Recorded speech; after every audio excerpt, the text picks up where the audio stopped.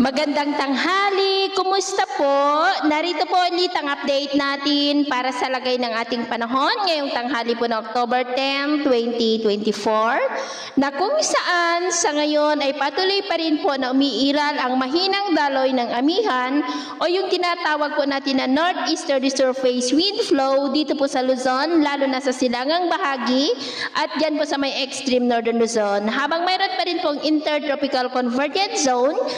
na nag-extend po sa silangan ng Visayas at Mindanao. At sa ating long-range forecast ay consistent pa rin naman po na walang bagyo na namamataan, na tatawid po dito sa ating kalupaan hanggang sa susunod na 2 linggo, pero hindi pa rin po inaalis ang posibilidad na may mabuong sama ng panahon sa silangan ng ating bansa sa susunod na mga araw at ang development ng maya ng ating babantayan. At sa lagay po ng ating panahon ngayong tanghali ay generally fair weather naman sa malaking bahagi ng ating bansa, pero may tsansa pa rin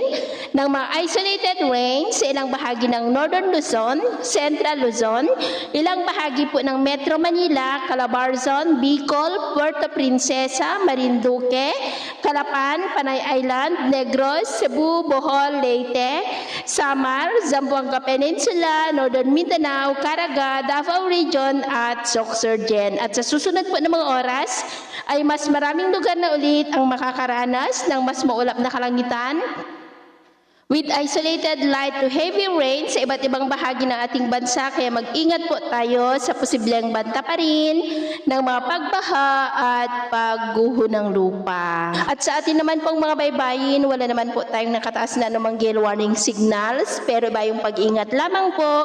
kung papalaot tayo para po mas makaiwas sa mga sakunang pangkaragatan. So ito po ng latest update natin sa araw na ito. At ako po muli si James na nagsasabing sa kahit anong pagsubok po na darating sa ating buhay, huwag po tayong mawawalan ng pag-asa. Thank you and God bless.